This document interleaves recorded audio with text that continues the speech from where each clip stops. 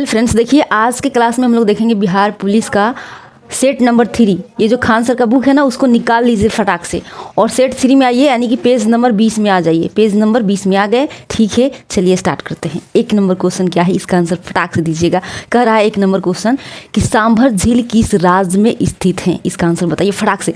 सांभर झील किस राज्य में स्थित है, इसका आंसर क्या होगा बताइए तो।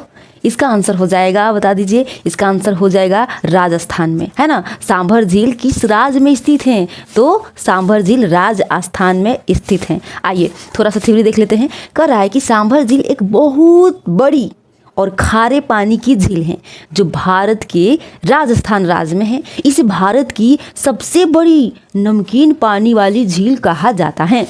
यहाँ से बहुत सारा नमक भी बनाया जाता है, ठीक है। चलिए 2 नंबर क्वेश्चन का आंसर कीजिए। करा NH44 किसको जोड़ती हैं, इसका आंसर कीजिए। देखिए आप, हम थोड़ा सा डिले करके, थोड़ा सा लेट करके जवाब देंगे ताकि आप देख पाएंगे कि हम कितना आंसर सही कर रहे हैं। इसीलिए ना, ये सेट है तो ऐसे ही होता है ना। तो चलिए 2 नंबर का आंसर दीजिए। तो इसका आंसर हो जाएगा श्रीनगर से कन्याकुमारी को क्या करती हैं, जोड़ती हैं। NH44 किसको जोड़ती हैं, श्रीनगर से कन्याकुमारी को क्या करती हैं, जोड़ती हैं, है ना। अब आइए, कर NH44 एक बहुत लंबी सड़क है जो भारत के सबसे उत्तरी हिस्से श्रीनगर जो जम्मू कश्मीर है से लेकर सबसे दक्षिणी हिस्से कन्याकुमारी जो तमिलनाडु में है तक जाती हैं। यह भारत की सबसे लंबी क्या है, सड़क है। यह भारत की सबसे लंबी सड़क है, समझ गए। NH44 याद रखेंगे, है ना। अब आइए 3 नंबर का आंसर दीजिए। 3 नंबर का आंसर बताइए क्या होगा। कह रहा है कि विश्व जनसंख्या दिवस कब मनाया जाता है। विश्व जनसंख्या दिवस कब मनाया जाता है, इसका आंसर कीजिए फटाक से। इसका आंसर दीजिए। इसका आंसर क्या होगा, इसका आंसर हो जाएगा 11 जुलाई को विश्व जनसंख्या दिवस मनाया जाता है, ठीक है। अब देखिए, कह रहा है कि हर साल 11 जुलाई को हम विश्व जनसंख्या दिवस मनाते हैं। इस दिन हम दुनिया की बढ़ती आबादी और उससे जुड़ी चीज़ों के बारे में बात करते हैं ताकि लोग जागरूक हो सके। 4 नंबर का आंसर बताइए क्या हो जाएगा। 4 नंबर कह रहा है कि दलाई लामा भारत कब आए थे, है ना। दलाई लामा भारत कब आए थे, इसका आंसर कीजिए। इसका आंसर क्या हो जाएगा, इसका आंसर बताइए। इसका आंसर हो जाएगा बी इज राइट आंसर। 1959 ईस्वी में कौन भारत आया था सर, दलाई लामा। दलाई लामा भारत आए थे, है ना। देखिए कह रहा है दलाई लामा तिब्बत के एक बड़े नेता हैं।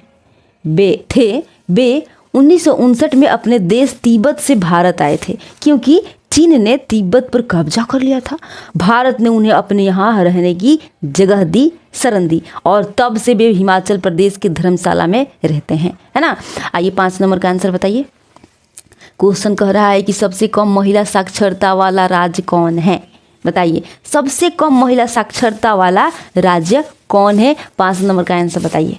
इसका आंसर क्या हो जाएगा भैया। देखिए बिहार हो सकता है और कोई थोड़ी होगा, बिहार ही होगा। देखिए सबसे कम महिला साक्षरता, बहुत कम पढ़ी लिखी महिलाएं कहाँ हैं, सबसे ज़्यादा बिहार में है ना जी। इसलिए ना कहती है मान मतिया के बेटा गुड़िया तरे।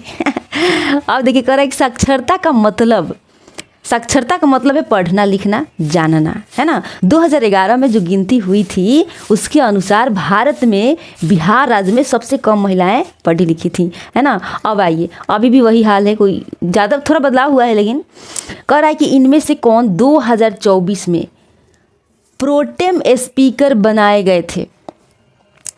प्रोटेम स्पीकर बनाए गए थे। 6 नंबर का आंसर बताइए। 6 नंबर का आंसर बताइए क्या हो जाएगा। 6 नंबर का अपना आंसर हो जाएगा भर्तृहरि महताब को बनाया गया था।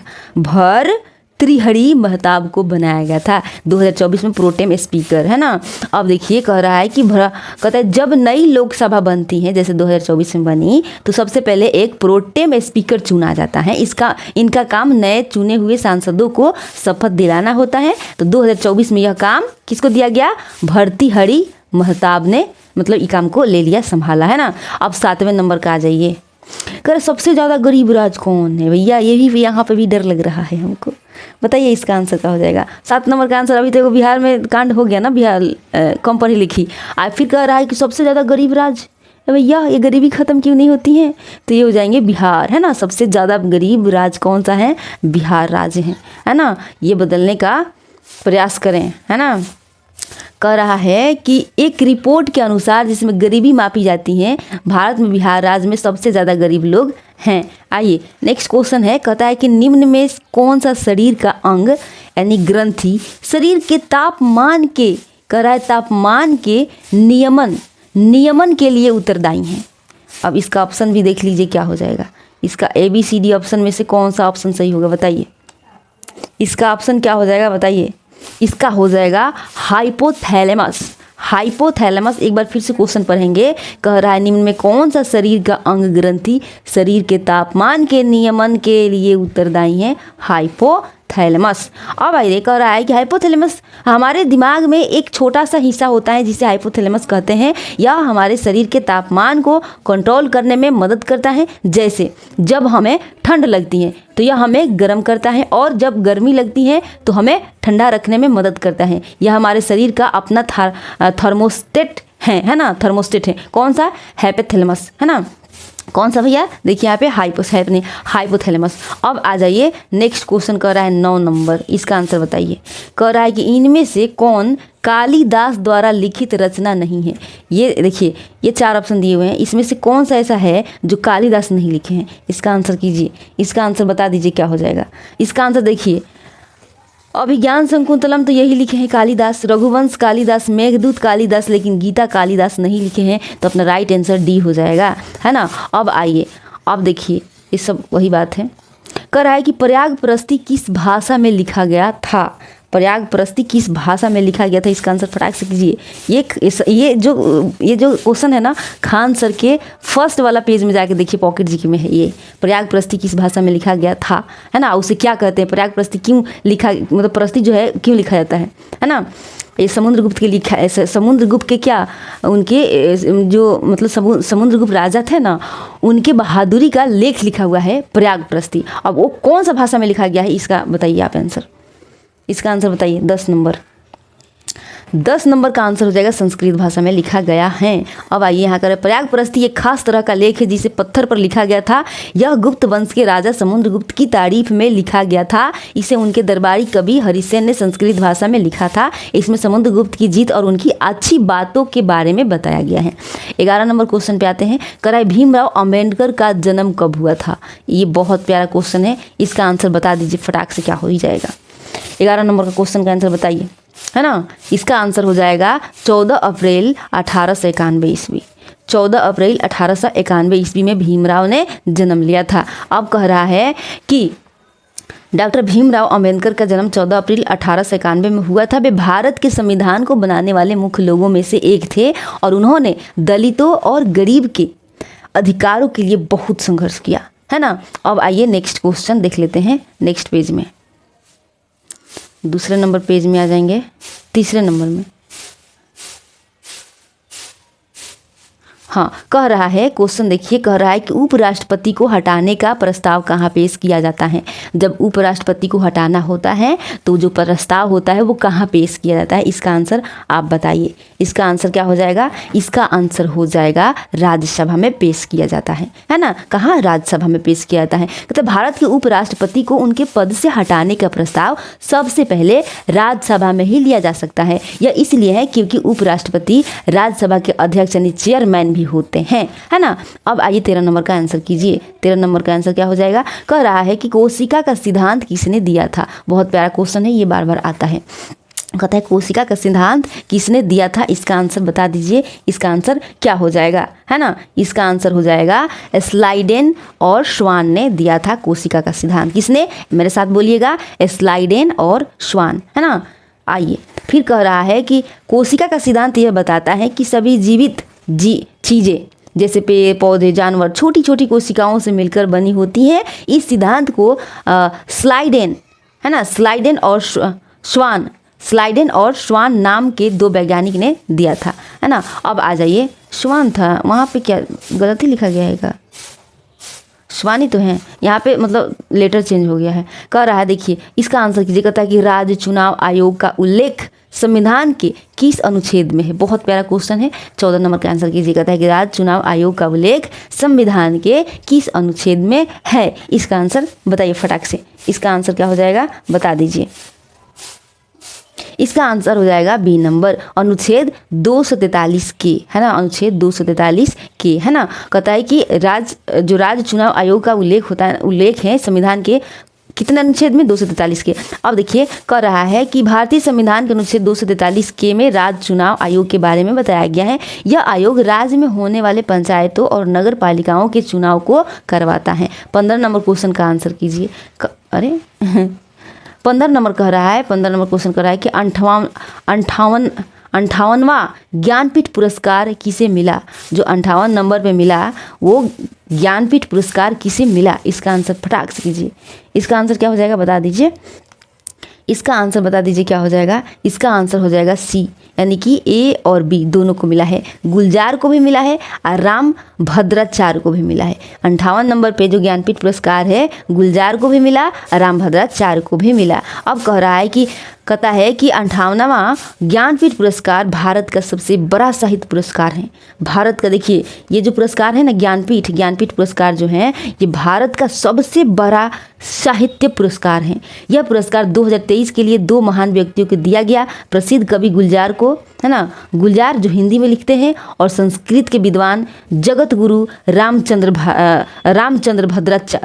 भद्राचार्य को दिया गया, है ना। अब 16 नंबर क्वेश्चन पे फिर बिहार पे आ जाइए। कहता है बिहार में SSC ST कल्याण विभाग के मंत्री कौन है? SSC फिर ST कल्याण विभाग के मंत्री कौन है? इसका आंसर कीजिए। 16 नंबर का आंसर बता दीजिए। इसका आंसर हो जाएगा जनक राम है। जनक राम, है ना। देखिए वही है जो ये है जो यही है ना, समझ रहे हैं ना। बिहार में SSC ST कल्याण विभाग के मंत्री कौन है? जनक राम है ना, समझ गया ना। अब देखिए कह रहा है कि प्रथम चुनाव आयुक्त कौन थे? प्रथम चुनाव आयुक्त कौन थे? इसका, अरे आप लोग तो आंसर देख रहे हैं। कह रहा है कि प्रथम चुनाव आयुक्त कौन है? इसका आंसर कीजिए। 17 नंबर का आंसर क्या हो जाएगा? सुकुमार सेन, है ना। प्रथम चुनाव आयुक्त कौन थे? सुकुमार सेन थे। अब देखिए क्वेश्चन कह रहा है कि भारत के पहले मुख्य चुनाव आयुक्त सुकुमार सेन थे, है ना। आयुक्त सुकुमार, उन्होंने भारत में पहले आम चुनाव को सफलतापूर्वक करवाया था, है ना। उसे ही ना आयुक्त कहते हैं। चुनाव आयुक्त मैंने सफल मतलब करवा दिया, है ना। अब आइए कह रहा है कि यूनेस्को का मुख्यालय आय है। इसका आंसर बताइए। कह रहा है यूनेस्को का मुख्यालय कहाँ है? देखिए कभी कभी ऐसे आगे बढ़ाते समय हमारा ध्यान इधर रहता है क्वेश्चन पे, और इधर से नीचे से क्या होता है कि उत्तर दिख जाता है, तो इसके लिए हमें क्षमा करें। देखिए हम एकदम कसम से ईमानदारी से बता रहे हैं कि मेरा दिमाग यहाँ, ये ध्यान यहाँ रहता है, यहाँ से कोई लेना देना नहीं है, हम देख कर नहीं बता रहे हैं, ठीक है। तो आप अपना देख लीजिएगा, अगर मन में ये बात आता हो तो इसको क्लियर कर लीजिएगा, ठीक है। अब देखिए कह रहा है 18 नंबर क्वेश्चन क्या कह रहा है? क्वेश्चन कह रहा है कि यूनेस्को का मुख्यालय कहाँ है? इसका आंसर आप दे भी चुके होंगे, हम बातें बता रहे हैं इसलिए। तो पेरिस हो जाएगा इसका आंसर, है ना। पेरिस यूनेस्को का मुख्यालय। कहता है यूनेस्को संयुक्त राष्ट्र की एक खास संस्था है जो शिक्षा, विज्ञान और संस्कृति के लिए काम करती है। इसका मुख्यालय ऑफिस पेरिस शहर में है जो फ्रांस की राजधानी है। अब 19वें नंबर पर आएंगे। कह रहा है 19वां नंबर कह रहा है मेक इन इंडिया की शुरुआत कब हुई थी? ये बताइए, बहुत प्यारा क्वेश्चन है। 19 नंबर का आंसर कीजिए। इसका आंसर हो जाएगा 25 सितंबर 2014 को मेक इन इंडिया की शुरुआत कब हुई थी? 25 सितंबर 2014 को हुई थी। देखिए मेक इन इंडिया भारत सरकार द्वारा शुरू की गई योजना है जिसका मकसद भारत में ही चीज़ें कुछ भी बनाने का बढ़ावा देना है। इसकी शुरुआत 25 सितंबर 2024 को हुई थी। अब आइए 20 नंबर का अपना आंसर कर लीजिएगा। 20 नंबर मैथ का सवाल है ना। अब आइए 21 नंबर पे कहता है चालिनी कोशिका किसे कहा जाता है? चालिनी कोशिका किसे कहा जाता है? इसका आंसर कीजिए। तो इसका आंसर बता दीजिए। इसका आंसर हो जाएगा कहता है एपिडमिर्स को, है ना। एपिडमिर्स को कहा जाता है। क्या चालिनी कोशिका क्या कहा जाता है? चालिनी कोशिका एपिडमिर्स को कहा जाता है। अब आ जाएंगे नेक्स्ट पेज में। 3 नंबर पेज था, अब 4 नंबर पेज पे आएंगे।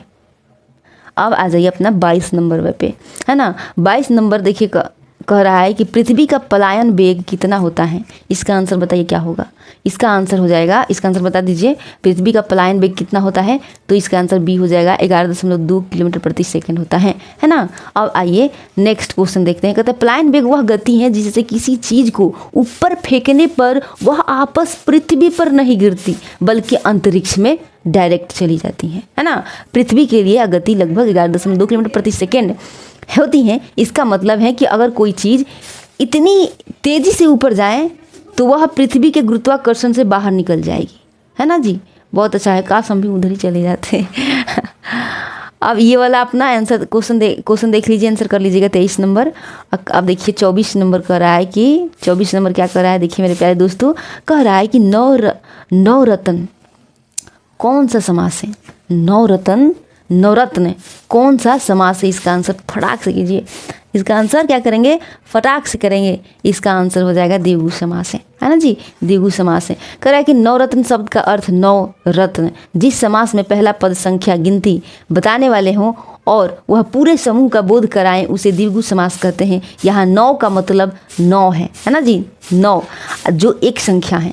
अब आज ये 25 नंबर का आंसर कीजिए, क्या हो जाएगा।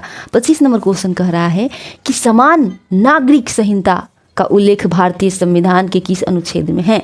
समान नागरिक संहिता का उल्लेख भारतीय संविधान के किस अनुच्छेद में है। इसका आंसर बताइए, ये कह रहा है और आप इसका आंसर बताइए, है ना। इसका आंसर बता दीजिए। इसका आंसर हो जाएगा सी, अनुच्छेद 44। अनुच्छेद 44 में क्या होता है, समान नागरिक संहिता का उल्लेख भारतीय संविधान के अनुच्छेद में मिलता है। अब आ जाइए, कहता है कि भारतीय संविधान के अनुच्छेद 44 में समान नागरिक संहिता का जिक्र है। इसका मतलब है कि देश के सभी नागरिकों के लिए विवाह, तलाक, विरासत और गोद लेने जैसे निजी मामलों में एक जैसे कानून होने चाहिए, चाहे वे किसी भी धर्म के हो, है ना। अब आ जाइए 25 नंबर पे, हैंग कर रहा है, हाँ हैंग कर रहा है। अब देखिए कह रहा है कि प्राण एवं दैहिक किस अनुच्छेद में स्वतंत्रता संविधान की उल्लेखित है। प्राण एवं दैहिक किस अनुच्छेद में स्वतंत्रता संविधान की उल्लेख है। इसका आंसर कीजिए। तो इसका आंसर फटाक से कीजिए, हमेशा से फटाक से कीजिए, है ना। इसका आंसर क्या हो जाएगा, इसका आंसर हो जाएगा 21 में। देखिए कहते हैं प्राण एवं दैहिक किस अनुच्छेद में स्वतंत्रता संविधान के उल्लेख है। कितना में, 21 में है। देखिए कह रहा है कि भारतीय संविधान का अनुच्छेद 21 हमें प्राण और दैहिक स्वतंत्रता का अधिकार देता है। इसका मतलब है कि हर व्यक्ति को जीवन जीने और अपनी मर्जी से रहने का अधिकार है जब तक वह कानून के दायरे में हो। यह हमारा एक बहुत ही महत्वपूर्ण मौलिक अधिकार है ना जी। अब आ जाइए क्वेश्चन देखिए, क्वेश्चन ए वाला 27 आप देख लीजिएगा, मैथ है ना। अब देखिए कह रहा है 28, निर्वात में प्रकाश की चाल कितनी होती है। बहुत ही प्यारा क्वेश्चन है, इसका आंसर बता दीजिए। निर्वात में प्रकाश की चाल कितनी होती है। 28 नंबर का आंसर कीजिए, है ना। 28 नंबर का देखिए ए हो जाएगा, है ना। इसका आंसर क्या हो जाएगा, इसका आंसर हो जाएगा 3 इंटू कितना, 10 के पावर 8 मीटर प्रति सेकंड हो जाएगा। क्या हो जाएगा, 3 इंटू 10 के पावर 8 मीटर प्रति सेकंड। निर्वात में प्रकाश की चाल बता रहे हैं। आइए कह रहा है, देखिए कह रहा है निर्वात का मतलब है जहाँ कोई हवा और कोई चीज़ ना हो, ना कोई हवा हो और ना ही कोई चीज़ हो, यानी खाली जगह, एकदम खाली जगह हो। इस खाली जगह में प्रकाश की चाल सबसे तेज होती है ना। इसका मतलब है कि प्रकाश 1 सेकंड में 3 लाख किलोमीटर चलता है ना। अब आ जाइए 29 नंबर क्वेश्चन पे, है ना। अब कह रहा है 29 नंबर क्वेश्चन कह रहा है 1942 में हजारीबाग जेल से कौन भागा था। 1942 ईस्वी में हजारीबाग जेल से कौन भागा था। बहुत प्यारा क्वेश्चन है, इसका आंसर कीजिए। इसका आंसर हो जाएगा जयप्रकाश नारायण भागे थे।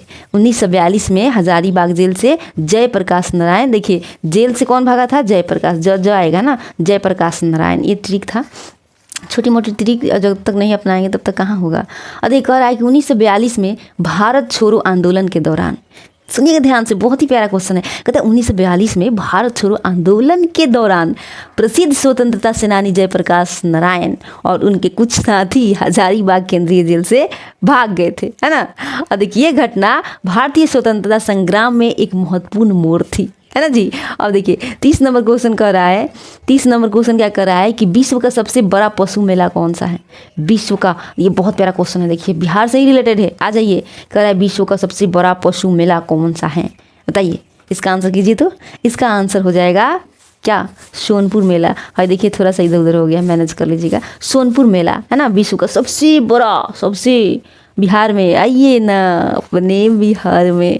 और एक कहता है सोनपुर मेला बिहार राज्य के सोनपुर में लगता है। यह एशिया का सबसे बड़ा पशु मेला माना जाता है। यहाँ हर साल बड़ी संख्या में जानवर, खासकर हाथी, घोड़े और मवेशी बेचे और खरीदे जाते हैं, है ना। 31 नंबर का आंसर कीजिए। 31 नंबर कह रहा है कि भीम बांध अभयारण्य किस जिले में है। इसका आंसर बताइए क्या होगा। हम तो नहीं बताएंगे, आप बताइए, है ना। 31 नंबर का आंसर बता दीजिए। इसका आंसर बता दीजिए भीम बांध अभयारण्य किस जिले में है। तो मुंगेर जिले में है ना। देखिए कर रहा है कि भीम बांध वन्य जीव, वन के जो जीव हैं, अभयारण्य बिहार के मुंगेर जिले में स्थित है। यह अपने गर्म पानी के झरने और घने जंगलों के लिए जाना जाता है। यहाँ कई तरह के जानवर और पक्षी पाए जाते हैं, है ना। अब आ जाइए 5वें नंबर पेज पे। 5वें नंबर पेज कह रहा है कि 1975 के आपातकाल के दौरान बिहार का राज्यपाल कौन था। 1975 के आपातकाल के दौरान बिहार का राज्यपाल कौन था। इसका आंसर आप करेंगे, है ना। इसका आंसर बताइए। इसका आंसर हो जाएगा रामचंद्र धोंडिब्बा भंडारे, है ना जी। ऐसा नाम है धोंडिब्बा, ऐसे लग रहा है कि दीवा धो रहे हैं। धोंडिब्बा, है ना, रामचंद्र धोंडिब्बा भंडारे कौन 1975 के आपातकाल के दौरान बिहार का राज्यपाल थे। अब आइए इधर कह रहा है कि जब 1975 में भारत में आपातकाल इमरजेंसी लगा था, तब रामचंद्र धोंडिब्बा भंडारे बिहार के राज्यपाल थे। राज्यपाल राज्य का संवैधानिक प्रमुख होता है ना जी। अब आइए 33 नंबर। कह रहा है कि बिहार का सबसे अधिक जनसंख्या घनत्व वाला जिला कौन सा है। सबसे अधिक जनसंख्या आदमी वाला, है ना, जिला कौन सा है। इसका आंसर कीजिए, है ना। शिवहर जिला, है ना। कह बिहार का सबसे अधिक जनसंख्या घनत्व वाला जिला कौन सा है। शिवहर जिला। अब आएंगे आगे। कह रहा है जनसंख्या घनत्व का मतलब है कि 1 वर्ग किलोमीटर इलाके में कितने लोग रहते हैं। बिहार में शिवहर जिला सबसे छोटा होने के बावजूद यहाँ प्रति वर्ग किलोमीटर में सबसे ज़्यादा लोग रहते हैं, इसीलिए इसका जनसंख्या घनत्व सबसे अधिक है। अब 34 नंबर का आप अपना देख लीजिएगा, है ना, देख लिए। अब आ जाइए 35 नंबर भी आप अपना देख लीजिएगा, देख लिए, ओके। अब आ जाइए 36 नंबर। कह रहा है कि इलेक्ट्रॉन की खोज किसने की थी। पाओ, कितनी असम है, बताइए। 36 नंबर का आंसर कीजिए। कह रहा है कि इलेक्ट्रॉन की खोज किसने की थी। इसका आंसर हो जाएगा B, J Thomson. J Thomson ने क्या किया था, इलेक्ट्रॉन की खोज किया था। कहता है कि इलेक्ट्रॉन परमाणु का एक बहुत ही छोटा कण होता है जिस पर ऋणात्मक चार्ज होते हैं। इसकी खोज जे थॉमसन नाम के वैज्ञानिक ने की थी। 37 नंबर का आंसर बता दीजिए। आंसर, एक सेकेंड। 37 नंबर का आंसर कहता है कि जापान पर परमाणु बम किसने गिराया था। जापान पर परमाणु बम किसने गिराया था, बताइए। 37 नंबर का आंसर कीजिए। इसका आंसर क्या ही हो जाएगा भैया, इसका आंसर तो अमेरिका ही होगा ना। अब आइए, कह रहा है कि दूसरे विश्व युद्ध के दौरान, दूसरे विश्व युद्ध के दौरान अमेरिका ने जापान के 2 शहरों हिरोशिमा और नागासाकी पर क्या किया था, बम गिराया था। यह अगस्त 1945 में हुआ था और इसके बाद विश्व युद्ध खत्म हो गया था, है ना जी। अब आइए, कह रहा है 38 नंबर कह रहा है कि न्यूनतम लिंगानुपात वाला राज्य कौन सा है। न्यूनतम लिंगानुपात वाला राज्य कौन सा है। 38 नंबर का आंसर कीजिए। इसका आंसर हो जाएगा हरियाणा। देखिए न्यूनतम लिंगानुपात वाला राज्य कौन सा है, हरियाणा। देखिए कह रहा है कि लिंगानुपात का मतलब है कि प्रति 1000 पुरुषों पर कितनी महिलाएं हैं। भारत में हरियाणा राज्य का लिंगानुपात सबसे कम है, यानी वहाँ पुरुषों के मुकाबले महिलाएं की संख्या कम है। अब आ जाइए 39 आंसर दीजिए। 39 का, बाल गंगाधर तिलक का जन्म कब हुआ था। बाल गंगाधर तिलक का जन्म कब हुआ था, इसका आंसर कीजिए, फटाक से कीजिए। इसका आंसर क्या हो जाएगा, बाल गंगाधर तिलक का जन्म कब हुआ था। तो इसका आंसर हो जाएगा अपना 23 जुलाई 1856 ईस्वी, है ना। देखिए 40 नंबर अपना क्वेश्चन कह रहा है कि तृतीय बौद्ध संगीतिका की अध्यक्षता किसने की थी। मेरे प्यारे दोस्तों इसका आंसर दीजिए। कह रहा है तृतीय यानी कि तीसरा बौद्ध संगीति की अध्यक्षता किसने की थी। इसका आंसर बताइए क्या हो जाएगा। इसका आंसर हो जाएगा बी नंबर, यानी कि मोगली पुत्तिस ने क्या किया था, तीसरा बौद्ध संगीति की अध्यक्षता की थी, है ना।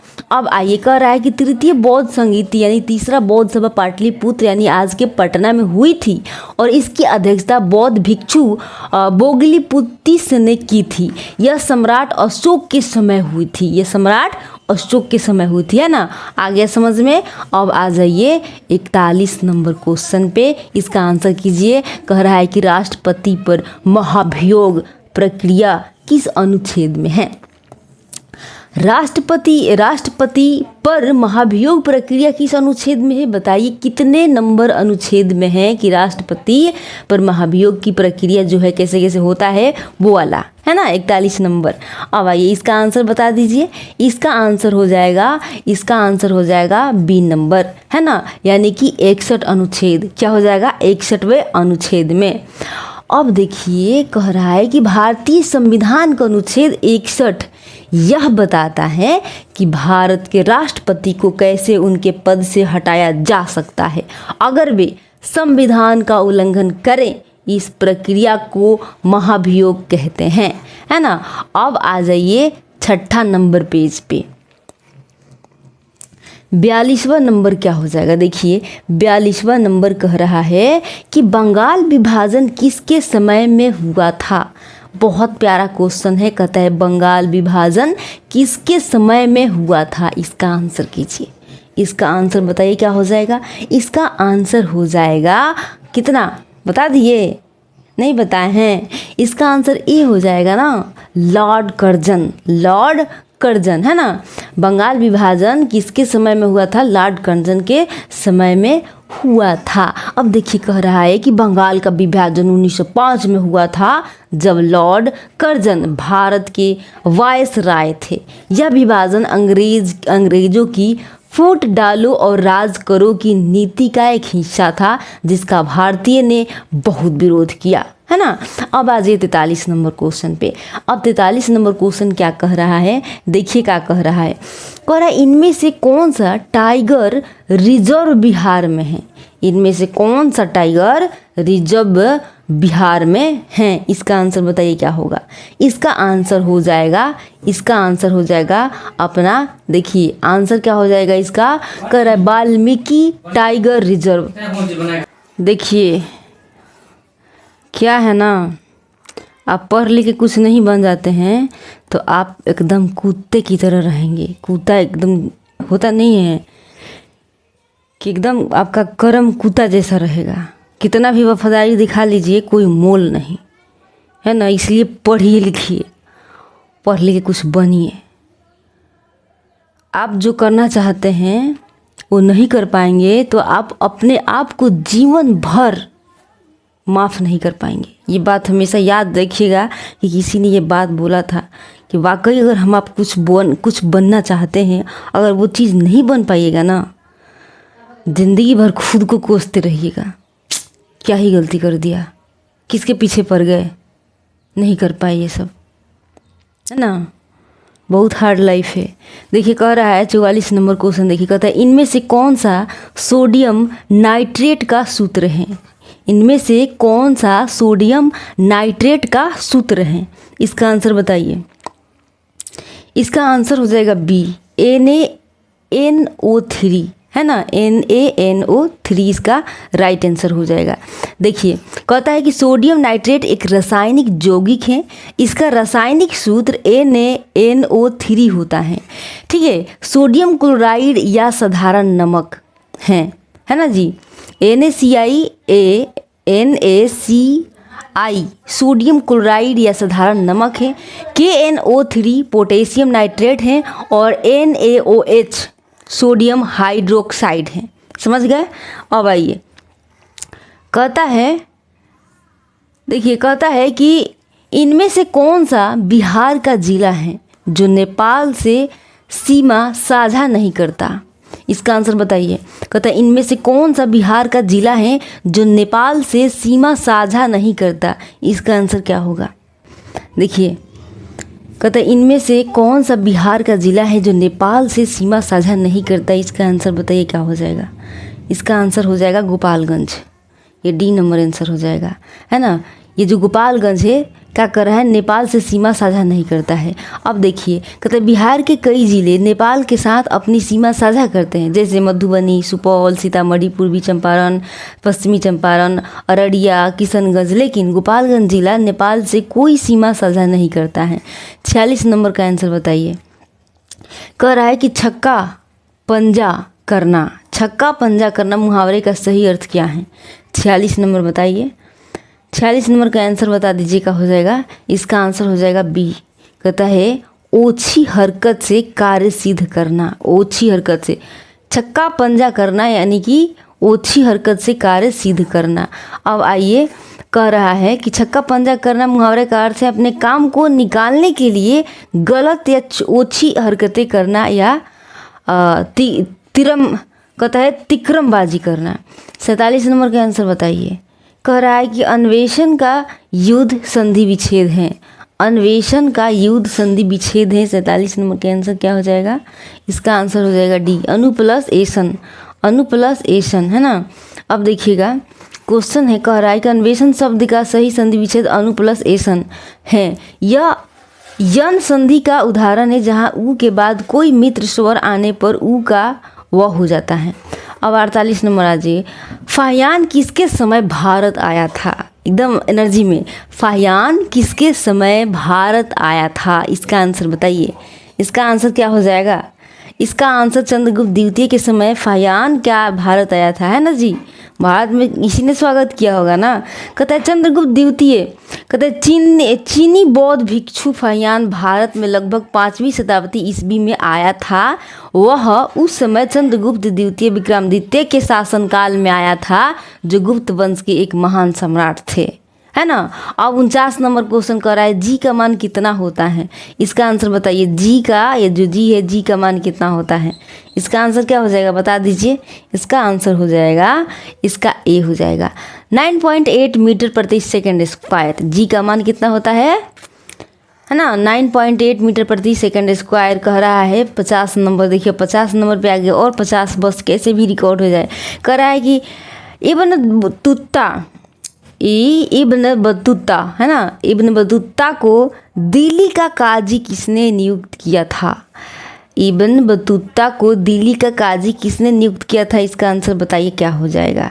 इसका आंसर बताइए। 50 नंबर का आंसर क्या हो जाएगा। इसका आंसर हो जाएगा सी, मोहम्मद बिन तुगलक ने क्या किया था, इब्न बतूता को दिल्ली का काजी बनाया था, है ना। अब आ जाइए आगे। कह रहा है कि मोरक्को का प्रसिद्ध यात्री और विद्वान इब्न बतूता भारत में मोहम्मद बिन तुगलक के शासनकाल में आया था। सुल्तान मोहम्मद बिन तुगलक उसकी विधता से प्रभावित हुआ और उसे दिल्ली का काजी यानी मुख्य न्यायाधीश नियुक्त कर दिया। पाओ, नाइस वर्क, है ना। अब 51 नंबर क्वेश्चन पे आएंगे। कह रहा है कि भरपेट में समास बताइए। भरपेट में समास बताइए। इसका आंसर बताइए क्या हो जाएगा। 51 नंबर का आंसर क्या हो जाएगा। इसका आंसर बता दीजिए। ये हो जाएगा अव्ययीभाव समास। अव्ययीभाव समास है। देखिए भरपेट शब्द में अव्ययीभाव समास है। इस समास में पहला पद शब्द अव्यय होता है और वह पूरे पद को व्यय बना देता है। भर यहाँ अव्यय है जिसका अर्थ है पेट भर कर, है ना। अब आइए कितने नंबर पेज पे, 7 नंबर पेज पे 52 नंबर का आंसर कीजिए। कह रहा है कि मांसपेशियों को अस्थिया से जोड़ने वाला ऊतक क्या कहलाता है। ये जो मांसपेशियां हैं अस्थियों से जोड़ने वाला ऊतक क्या कहलाता है। 52 नंबर का आंसर बताइए। इसका आंसर बता दीजिए। इसका आंसर हो जाएगा टेंडन, है ना जी। टेंडन ऊतक जो है वो क्या करता है, मांसपेशियों को अस्थिया से जोड़ने का काम करता है। अब देखकर हमारे शरीर में टेंडन यानी कंडरा वो मजबूत ऊतक होते हैं जो मांसपेशियों को हड्डियां यानी अस्थियों से जोड़ते हैं। ये हमें हिलने डुलने में मदद करते हैं। वही लिंगामेंट हड्डियों को हड्डियों से जोड़ता है। 53 नंबर का आंसर बताइए। 53 नंबर कह रहा है दस्तलीक संयुक्त सैन्य अभ्यास भारत और किस देश के बीच होता है। दस्तलीक संयुक्त सैन्य अभ्यास भारत और किस देश के बीच होता है। इसका आंसर बताइए क्या हो जाएगा। इसका आंसर बताइए क्या हो जाएगा। इसका आंसर हो जाएगा बी, है ना, उज़्बेकिस्तान, है ना, उज़्बेकिस्तान। कहता है कि 10 तलिक संयुक्त सैन्य अभ्यास भारत और किस देश के बीच होता है, तो उज़्बेकिस्तान के साथ होता है। अब कह रहा है कि 10 तलिक नाम का संयुक्त सैन्य अभ्यास भारत और उज़्बेकिस्तान की सेनाओं के बीच होता है। यह अभ्यास दोनों देशों के बीच रक्षा सहयोग को बढ़ाने और एक दूसरे की सैन्य क्षमताओं को समझने के लिए किया जाता है। अब आइए 54 का आंसर बताइए। कह रहा है क्वेश्चन कि सिरका में कौन सा अम्ल पाया जाता है, सिरका में कौन सा अम्ल पाया जाता है, इसका आंसर क्या हो जाएगा? इसका आंसर हो जाएगा, बता दीजिए, इसका आंसर बताइए क्या हो जाएगा? इसका आंसर हो जाएगा एसिटिक अम्ल पाए जाते हैं। ये जो सिरका है, सिरका में कौन सा अम्ल पाया जाता है? तो एसिटिक अम्ल पाए जाते हैं, है ना। अब देखिए कह रहा है कि सिरका में मुख्य रूप से एसिटिक अम्ल पाया जाता है। यही वो अम्ल है जो सिरका को उसका खट्टा स्वाद और तेज गंध देता है ना। अब 55 नंबर कहता है सुबेरिन पौधों के किस भाग में पाया जाता है? सुबेरिन पौधों के किस भाग में पाया जाता है? इसका आंसर क्या हो जाएगा? इसका आंसर बता दीजिए। इसका आंसर हो जाएगा डी नंबर, परडरमम कॉर्मम छाल में, है ना, परडरमम कॉर्कम छाल में, है ना। देखिए सुबेरिन पौधों के किस भाग में पाया जाता है? तो परडरमम कॉर्कम छाल में पाए जाते हैं। अब आ जाइए, कह रहा है कि सुबेरिन एक मोम जैसा पदार्थ है जो पौधों की कुछ बाहरी परतों में पाया जाता है, खासकर छाल यानी कि बार्क और कॉर्कम पेरिडोम में। यह पानी और गैसों के लिए एक रुकावट का काम करता है, पौधों को सूखने से बचाता है और उसे चोट और बीमारियों से बचाता है। कौन? एक बार और क्वेश्चन देखिए, बहुत प्यारा है। कह रहा है क्वेश्चन कि सुबेरिन पौधों के किस भाग में पाया जाता है? तो ये तो हम लोग जान लिए कि पोडोमम यानी कॉर्कम छाल में पाया जाता है। और उसका थ्योरी कह रहा है सुबेरिन एक मोम जैसा पदार्थ है जो पौधों की कुछ बाहरी परतों में पाया जाता है ना, खासकर छाल और कॉर्कम में पाया जाता है। यह पानी और गैसों के लिए एक रुकावट का काम करता है, पौधों को सूखने से यही बचाता है और उसे चोट और बीमारियों से भी बचाता है ना। 56 नंबर क्वेश्चन कह रहा है कि ऊष्मागतिकी का प्रथम नियम जिस संरक्षण नियम के ऊपर आधारित है वह है क्या है? बताइए आंसर।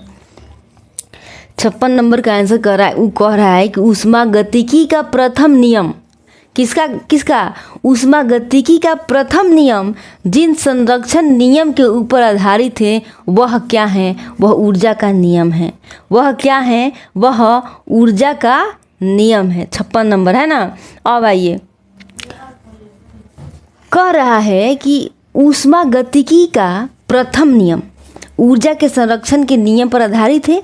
यह नियम कहता है कि ऊर्जा को न तो बचाया जा सकता है और न ही नष्ट किया जा सकता है, यह केवल एक रूप से दूसरे रूप में बदल सकती है ना। अब आ जाइए, इंग्लिश सर का क्वेश्चन आ गया। कह रहा है कि when we got home last evening we found that the guest. इसका आंसर बताइए क्या हो जाएगा? इसका आंसर बताइए। इसका आंसर हो जाएगा ए नंबर, हैव अराइव्ड। आइए, है ना। अब देखिए, इसको छोड़िए, 58 नंबर का आंसर कीजिए। कह रहा है in the flowing question out of the 4 alternative choose the one which best express the meaning of the given word, है ना। उसके आगे दिया हुआ है एंटिसिपेट। इसका आंसर बताइए क्या हो जाएगा? इसका आंसर तो ए हो जाएगा ना, फोर्सिस। क्या लिखा हुआ है सर? फोर्स। जो भी लिखा हुआ है आप अपना आंसर मार लीजिए, इंग्लिश का सवाल है ना। फिर इसका देखिए, इसका क्या हो जाएगा? कह रहा है कि when I finish write this letter I will come and help you. इसका आंसर बताइए 59 का क्या हो जाएगा? आपके नज़रों में, हमारे नज़रों में टू राइट होगा, है ना, हमारे नज़रों में टू राइट होगा। 60 नंबर क्वेश्चन कह रहा है I love to listen to my fellow passenger a hardy old soldier just from his attitude and attire the word attire in the above sentences means। इसका आंसर क्या हो जाएगा? इसका answer देखिए, इसका आंसर क्या हो जाएगा बताइए? ए होगा, बी होगा, सी होगा, डी होगा, बताइए। बी हो जाएगा, आउटफिट होगा इसका आंसर, है ना जी। अब आइए नेक्स्ट क्वेश्चन, नेक्स्ट पेज में कह रहा है कि भारत का सबसे बड़ा पुल ढोला सादिया किस नदी पर है? ढोला नगाड़ा, है ना। भारत का सबसे बड़ा पुल ढोला सादिया किस नदी पर है? इसका आंसर कीजिए। तो बहुत प्यारा क्वेश्चन है ना। इसका आंसर हो जाएगा सी, लोहित नदी के किनारे। भारत का सबसे पूरा कहता है भारत का सबसे बड़ा पुल ढोला सादिया किस नदी पर है? लोहिया नदी के किनारे। कह रहा है लोहिया नदी, कहता है ढाला सादिया पुल, जिसे भूपेन हजारिका सेतु भी कहते हैं। इसका नाम एक और है, भूपेन हजारिका सेतु भी कहते हैं। भारत का सबसे लंबा पुल है, यह लोहित नदी पर बना है, जो ब्रह्मपुत्र नदी की एक सहायक नदी है। यह असम और अरुणाचल प्रदेश को जोड़ता है। 62 नंबर का आंसर बताइए। कहता है मुद्रास्फीति में क्या होता है? Wow, nice question. बताइए इसका आंसर क्या हो जाएगा? इसका आंसर बता दीजिए। ए होगा। मुद्रास्फीति में क्या होता है? मुद्रास्फीति में होता है मुद्रा का मूल्य घटता है और समान कीमत बढ़ती है, समान की कीमत बढ़ जाती है। मुद्रा का मूल्य घट जाता है और सामान की कीमत बढ़ जाती है, उसे ही तो कहते हैं मुद्रास्फीति। ये तो अच्छा क्वेश्चन है। कह रहा है सी डी, मुद्रा का मूल्य घटता है और समान कीमतें बढ़ जाती हैं। मुद्रास्फीति एक ऐसी स्थिति है जब बाजार में पैसों की कीमत घट जाती है और चीज़ें तथा सेवाएं की कीमत बढ़ जाती हैं। इसका मतलब है कि आपको पहले जितनी चीज़ें खरीदने के लिए अब ज़्यादा पैसे देने पड़ते हैं, पहले से ज़्यादा। अब आ जाइए 63 नंबर। कहता है कि अगस्त 1942 में राजेंद्र प्रसाद किस जेल में रखे गए थे? कहता है अगस्त 1942 ईस्वी में राजेंद्र प्रसाद किस जेल में रखे गए थे? इसका आंसर क्या हो जाएगा? इसका आंसर बताइए क्या हो जाएगा? 63 नंबर का आंसर बताइए क्या हो जाएगा? इसका आंसर हो जाएगा डी नंबर। इसका आंसर डी नंबर होगा, बांकीपुर जेल में थे, बांकीपुर जेल में थे। अब कह रहा है देखिए अगस्त 1942 में जब भारत छोड़ो आंदोलन शुरू हुआ था, तब डॉक्टर राजेंद्र प्रसाद को पटना की बांकीपुर जेल में रखा गया था। वे भारत के पहले राष्ट्रपति बने हैं। देख रहे हैं, वो भारत के पहले राष्ट्रपति बने थे। क्या क्या लिख देते हैं। कह रहा है कि अनुच्छेद 51 किसे से संबंधित है? अनुच्छेद 51 किसे से संबंधित है? इसका आंसर बताइए। इसका आंसर क्या हो जाएगा? इसका आंसर हो जाएगा राज्य के नीति निर्देशक सिद्धांत, है ना। अनुच्छेद 51 में क्या है? राज्य के नीति निर्देशक सिद्धांत क्या है? उससे संबंधित है, उसमें लिखा हुआ है। अब आएंगे, कह रहा है कि भारतीय संविधान का अनुच्छेद 51 राज्य के नीति निर्देशक सिद्धांतों का हिस्सा है। यह अनुच्छेद राज्य को अंतर्राष्ट्रीय शांति और सुरक्षा को बढ़ावा देने का निर्देश देता है। 65 नंबर का आंसर क्या होगा? कहता है कोसी नदी की कुल लंबाई कितनी है? कोसी नदी की कुल लंबाई कितनी है? इसका आंसर बताइए। इसका आंसर क्या हो जाएगा? कोसी नदी की कुल लंबाई कितनी है? इसका आंसर क्या हो जाएगा? इसका आंसर बताइए। इसका आंसर हो जाएगा सी, 730 किलोमीटर, है ना। अब आइए, कह रहा है कि कोसी नदी को बिहार का शोक भी कहा जाता है, क्योंकि यह हर साल बाढ़ लाती है। इसकी कुल लंबाई लगभग 730 किलोमीटर है। 66 नंबर क्वेश्चन है, कह रहा है कि which of the following word is correctly spelled? इसका आंसर क्या हो जाएगा? 66 नंबर का आंसर क्या हो जाएगा बताइए। इसका आंसर हो जाएगा बी, चिकेनरी, है ना जी। कह रहा है कि which of the flowing word is correctly spelled, तो हो जाएगा चिकेनरी। आ जाइए, अब कह रहा है 67 कह रहा है कि विष्णुपद मंदिर बिहार के किस जिले में है? विष्णुपद मंदिर बिहार के किस जिले में है? इसका आंसर बताइए। इसका आंसर हो जाएगा गया। गया। विष्णुपद मंदिर बिहार के किस जिले में है? तो गया, है ना जी। अब आइए, कह रहा है कि विष्णुपद मंदिर बिहार के गया जिले में स्थित एक प्रसिद्ध हिंदू मंदिर है। समझ रहे हैं? प्रसिद्ध हिंदू मंदिर है। यह फल्गु नदी के किनारे बना है और भगवान विष्णु को समर्पित है। यह पितृपक्ष के दौरान पिंडदान करने आते हैं, है ना जी। किसी के बाप मरता है तो वही कहने का। कह रहा है विक्रमशिला और नालंदा विश्वविद्यालय किस राज्य में स्थित है? ये क्वेश्चन बहुत बार पूछ चुका है। देखिए, कह रहा है विक्रमशिला और नालंदा विश्वविद्यालय किस राज्य में स्थित है? इसका आंसर क्या हो जाएगा? इसका आंसर बताइए। इसका आंसर हो जाएगा सी, बिहार में है। सीधी सी बात है। देखिए, कह रहा है कि प्राचीन भारत के दो सबसे प्रसिद्ध शिक्षा का केंद्र नालंदा विश्वविद्यालय और विक्रमशिला विश्वविद्यालय दोनों ही वर्तमान राज्य क्या बिहार में स्थित हैं, जो ये अपने समय के बहुत बड़े और प्रसिद्ध शिक्षण संस्थान थे, जहां दूर दूर से छात्र पढ़ने आते थे, है ना जी। अब आ जाइए 69 को कह रहा है कि भारत के प्रथम गृह मंत्री कौन थे? भारत के फर्स्ट क्या गृह मंत्री कौन थे? 69 का आंसर कीजिए।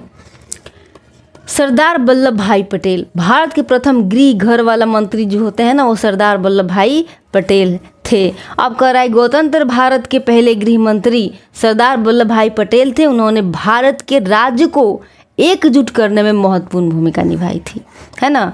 अब आ जाइए नेक्स्ट पेज। अब देखिए 70 क्वेश्चन कर रहा है कि प्रति व्यक्ति आय का प्रतिपादन किसने किया था? कह रहा है कि प्रति व्यक्ति आय का प्रतिपादन किसने किया था? इसका आंसर क्या हो जाएगा? इसका आंसर बताइए। इसका आंसर हो जाएगा दादा भाई नौरोजी। क्या हो जाएगा? तो प्रति व्यक्ति आय का प्रतिपादन करने वाले कौन थे? तो दादा भाई नौरोजी थे, है ना। अब आइए, कह रहा है कि दादा भाई नौरोजी कहते भारत में सबसे पहले प्रति व्यक्ति आय का अनुमान दादा भाई नौरोजी ने लगाया था। उन्होंने अपनी पुस्तक देखिए poverty and on British rule in India में इसका जिक्र किया था। प्रति व्यक्ति आय का मतलब है कि औसतन एक व्यक्ति एक साल में कितना पैसे कमाता है। समझ रहे हैं ना। अब आइए 71। अब कह रहा है 71 की डेयरी, मत्स्य पालन और कृषि किस क्षेत्र के अंतर्गत आते हैं? ये तीनों बताइए किस क्षेत्र के अंतर्गत आते हैं? इसका आंसर क्या हो जाएगा? ये आ जाते हैं प्राथमिक क्षेत्र के अंतर्गत, है ना जी। जो इकोनॉमिक्स पढ़ा होगा वो जानता होगा। कहता है कि अर्थव्यवस्था में काम को 3 मुख्य क्षेत्रों में बांटा जाता है। प्राथमिक क्षेत्र में वे काम आते हैं जो सीधे प्रकृति से जुड़े होते हैं, जैसे खेती करना, दूध निकालना, मछली, ये सब, है ना। बस समझ में आ गया। अब आ जाइए 72 नंबर पे। कह रहा है कि अर्थशास्त्र के लेखक कौन हैं? वाह, कितना प्यारा क्वेश्चन है। बताइए अर्थशास्त्र के लेखक कौन है? इसका आंसर कीजिए। क्या हो जाएगा? इसका आंसर हो जाएगा कौटिल्य, है ना। कौटिल्य हो जाएगा, राइट। आइए, कहते हैं अर्थशास्त्र नाम की प्रसिद्ध किताब के लेखक कौटिल्य थे, जिन्होंने चाणक्य और विष्णुगुप्त के नाम से भी जाना जाता है। जिन्हें यह किताब प्राचीन भारतीय राजनीति, अर्थशास्त्र और सैन्य रणनीति के बारे में है। समझ रहे हैं। 73 नंबर का आंसर बताइए। कह रहा है विश्व जल संरक्षण दिवस कब मनाया जाता है? विश्व जल संरक्षण दिवस कब मनाया जाता है? इसका आंसर कीजिए। ये हो जाएंगे 22 मार्च। 22 मार्च को क्या होता है? विश्व जल संरक्षण दिवस मनाया जाता है, ठीक है। अब आ जाइए, कह रहा है कि हर साल 22 मार्च को विश्व जल संरक्षण दिवस मनाया जाता है। इस दिन हम पानी के महत्व और उसे बचाने के तरीकों के बारे में सोचते हैं और लोगों को जागरूक करते हैं। बस यही काम करने होते हैं। 74 नंबर का आंसर बताइए। कह रहा अटल सेतु किस राज्य में स्थित है? अटल सेतु किस राज्य में स्थित है? इसका आंसर क्या हो जाएगा? बता दीजिए। इसका आंसर हो जाएगा महाराष्ट्र में। क्या आंसर हो जाएगा? महाराष्ट्र में। देखिए अटल सेतु, जिसे मुंबई ट्रांस हार्बर से लिंक भी कहा जाता है, महाराष्ट्र राज्य में स्थित है। यह मुंबई को नवी मुंबई से जोड़ता है और भारत का सबसे लंबा समुद्र पुल है। समझ में आ गया। अब 75 का आंसर बताइए। कह रहा है कि वायु का निरपेक्ष अपवर्तनांक कितना होता है? जो हवा है वही वायु का निरपेक्ष अपवर्तनांक कितना होता है, इसका आंसर बताइए क्या हो जाएगा। इसका आंसर बता दीजिए क्या हो जाएगा। इसका आंसर क्या होगा, इसका आंसर हो जाएगा डी, यानी कि 1.003 हो जाएगा, है ना। वायु का निरपेक्ष अपवर्तनांक कितना होता है, 1.003। अब आइए क्वेश्चन की तरफ। कह रहा है कि निरपेक्ष अपवर्तनांक बताता है कि किसी माध्यम में प्रकाश कितनी धीरे चलता है हवा में प्रकाश की तुलना में, है ना। वायु का निरपेक्ष अपवर्तनांक बहुत कम होता है, क्योंकि प्रकाश वायु में लगभग निर्वात जितना तेजी से चलता है, इसका मान लगभग 1.0029 या फिर 1.003 होता है, जो 1 के बहुत करीब है। अब आ जाइए ताजमहल वाले सर के पास। अब देखिए, करे ताजमहल का निर्माण किसने करवाया था, ये कोई क्वेश्चन पूछने वाला है जी। बता ही दीजिए किसने करवाया था, है ना। आंसर हो जाएगा ना, शाहजहां ने। और देखिए कह रहा है कि आगरा में स्थित प्रसिद्ध ताजमहल का आजकल हर कोई जान रहा है भैया। मुगल सम्राट शाहजहां ने अपनी पत्नी वाला बात हो जाए, भला लोग ना जाने, ऐसा हो सकता है क्या। कहते हैं ना कि शाहजहां ने अपनी पत्नी मुमताज़ महल की याद में करवाया था। यह दुनिया का 7 अजूबों में से, भाई प्यार की बात है तो अजूबों में से तो एक होगा ही ना। अब आ जाइए 77। क्वेश्चन कर रहा है कि वर्षा की बूंदे गोलाकार किस कारण से होता है। वाह, नाइस क्वेश्चन, बताइए। 77 का आंसर आप दे दीजिएगा तो दिल एकदम गार्डन गार्डन हो जाएगा। कारण वर्षा की बूंदे गोलाकार किस कारण से होता है, तो इसका आंसर हो जाएगा पृष्ठ तनाव के कारण गोल होता है। समझ रहे हो। कहता है कि वर्षा की बूंदे पृष्ठ तनाव के कारण गोलाकार होती हैं। पृष्ठ तनाव तरल की सतह का वह गुण है जो उसे कम से कम सतह क्षेत्र ग्रहण करने देता है, और एक गोले का सतह क्षेत्र सबसे कम होता है। अब आ जाइए बिहार वाले भैया के पास। कहता है कि बिहार सूचना आयोग की स्थापना कब हुई थी।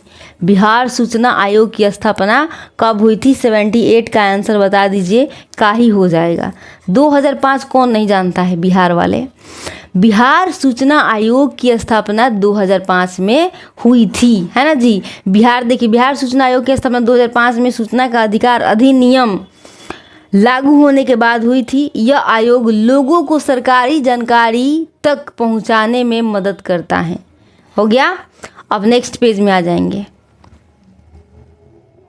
अब देखिए नेक्स्ट पेज कह रहा है कि मानव में क्रोमोसोम की संख्या कितनी होती है। मानव, हमनी सब में कहता है कि क्रोमोसोम की संख्या कितनी होती है, इसका आंसर बताइए। 79 का आंसर क्या हो जाएगा, इसका आंसर हो जाएगा बी नंबर। क्या हो जाएगा, बी नंबर। मानव कहता है मानव में क्रोमोसोम की संख्या कितना 46 होती हैं। अब देखिए करा ना, मानव शरीर की हर कोशिका में आमतौर पर 46 क्रोमोसोम होते हैं। इन 46 क्रोमोसोम को 23 जोड़ में व्यवस्थित किया जाता है। 80 नंबर का क्वेश्चन देखिए, कह रहा है कि पितृपक्ष मेला कहाँ लगता है। पितृपक्ष मेला जो है वो कहाँ लगता है बताइए। आप बहुत करीब हैं। 80 नंबर आ गया क्वेश्चन। हाँ, कितना नंबर, अच्छा 80 नंबर है। हाँ 80 नंबर का बताइए। 80 में बताइए गया में लगता है पितृपक्ष।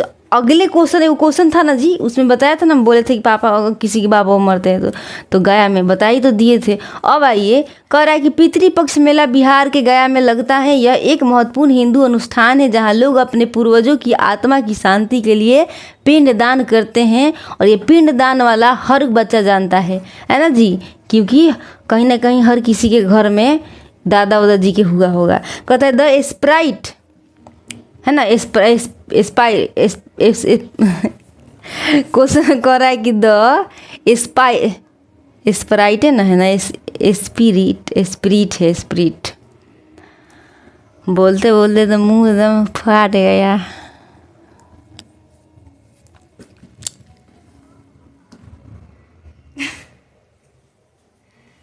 दूरा जो तो देखिए कहता है द स्पिरिट ऑफ लॉज के लेखक कौन है। द स्पिरिट ऑफ लॉज के लेखक कौन है, इसका आंसर बताइए। 81 नंबर का आंसर क्या हो जाएगा, बता दीजिए। इसका आंसर हो जाएगा मॉन्टेस्क्यू, मॉन्टेस्क्यू है ना जी, ये मॉन्टेसरी वाला वो गाना निकला था, सुने हैं क्या कभी? Montesquieu, the spirit of laws के लेखक कौन है? मॉन्टेस्क्यू। देखिए कहता है Montesquieu the spirit of laws नामक प्रसिद्ध पुस्तक मॉन्टेस्क्यू ने लिखी थी। यह किताब सरकार के विभाजन, शक्ति पृथक्करण के सिद्धांत के लिए जानी जाती है, जिसने कई आधुनिक संविधान को प्रभावित किया है ना। अब आज ये डीएनए के पास, डीएनए सबको याद है। कहता है डीएनए का पूरा नाम क्या है? ये सबको याद है भैया, इसका आंसर बता ही दीजिए। इसका आंसर क्या हो जाएगा बताइए? इसका आंसर तो ए ही हो जाएगा ना। कहता है कि डीएनए का पूरा नाम क्या है ना? Deoxy ribonucleic. तो इंग्लिश तो फाड़ दे रहा है हमको। डिऑक्सी रिबोन्यूक्लिक फाड़ दी, यहाँ गड़बड़ा दी, चला इंग्लिश दे दिलवा सुन।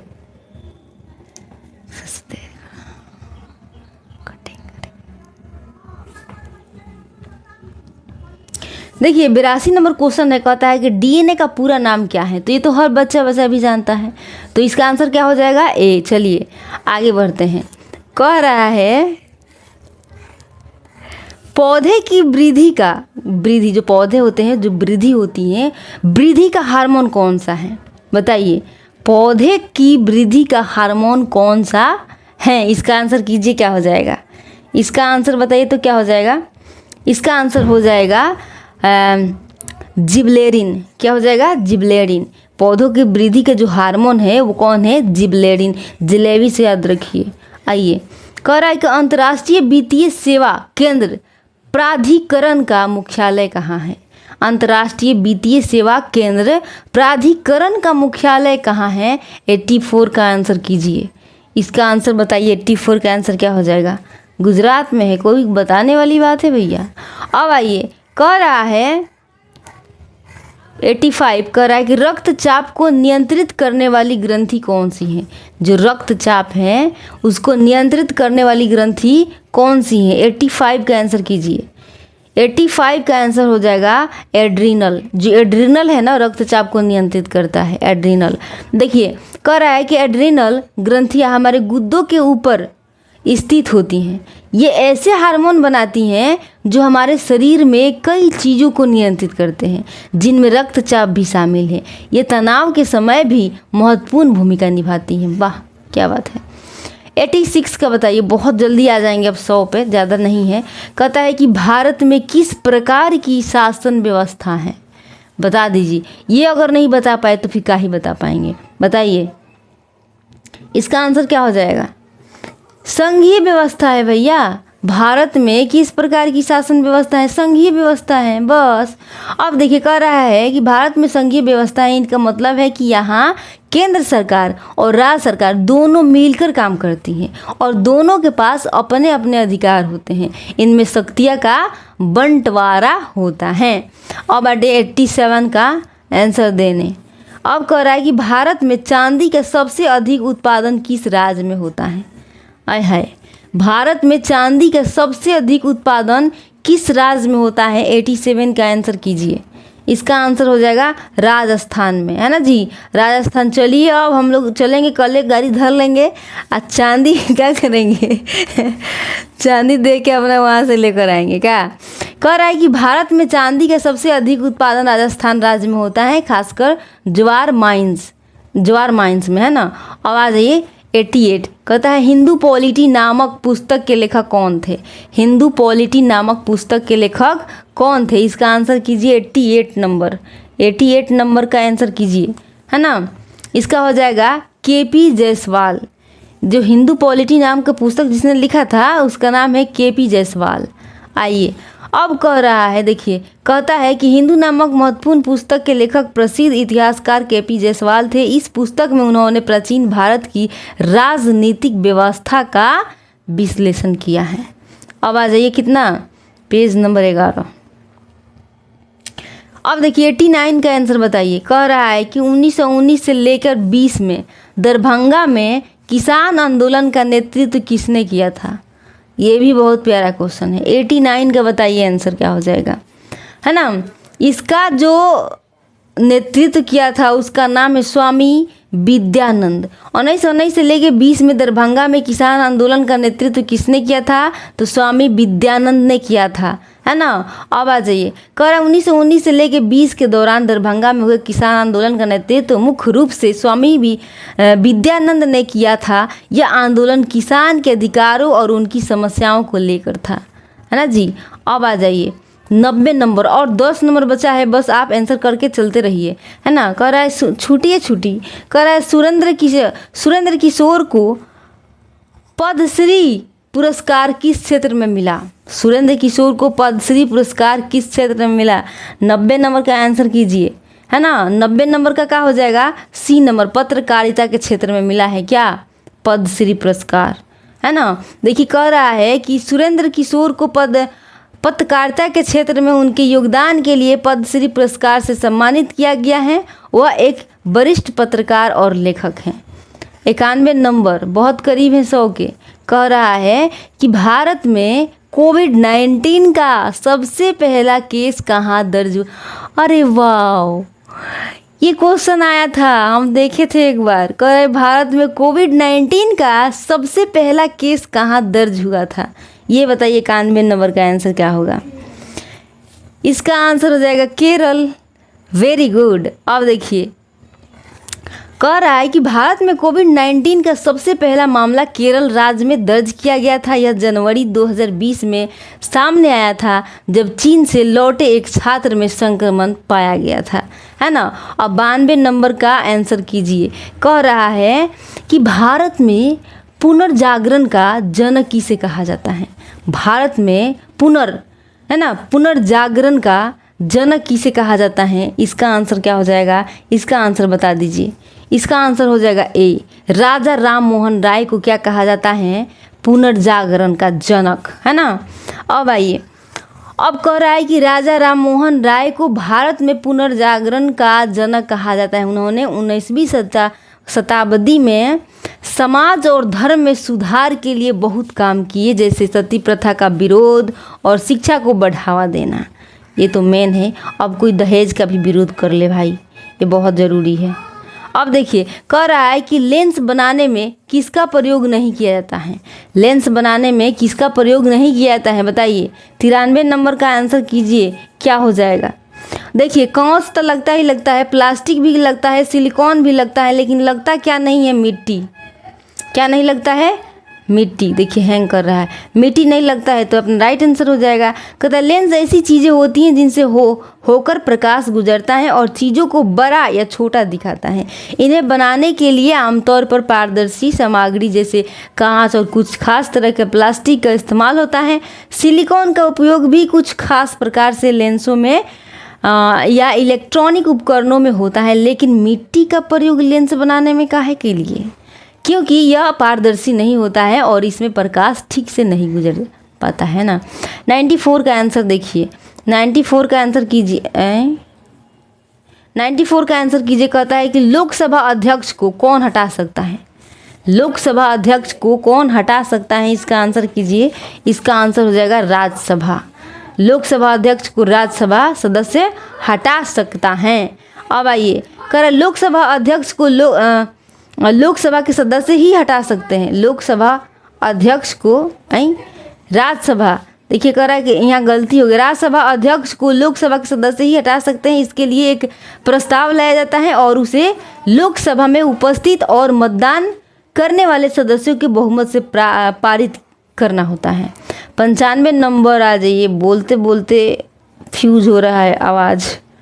कह रहा है कि भारत के चुनाव आयोग का उल्लेख संविधान के किस अनुच्छेद में है बताइए। भारत के चुनाव आयोग का उल्लेख संविधान के किस अनुच्छेद में है। 95 नंबर का आंसर कीजिए, आंसर कमेंट कीजिए, बताइए। इसका आंसर ए ना हो जाएगा। 324 मारे थे। देखिए भारत के जो चुनाव आयोग है उसका उल्लेख संविधान के कारण किस अनुच्छेद में, तो अनुच्छेद 324 में, है ना। ये सब किसी को पता है। नेता लोग के। करे भारतीय संविधान के अनुच्छेद 324 में भारत के चुनाव आयोग के बारे में बताया गया है। यह आयोग भारत में लोकसभा, राज्यसभा, राज्य विधानसभा और राष्ट्रपति, उपराष्ट्रपति के चुनावों को स्वतंत्र और निष्पक्ष तरीके से करवाने की जिम्मेवारी लेता है। अब आ जाइए 96 नंबर, 100 के बहुत करीब है। भूतकाल के कितने भेद होते हैं? इसका आंसर कीजिए क्या हो जाएगा?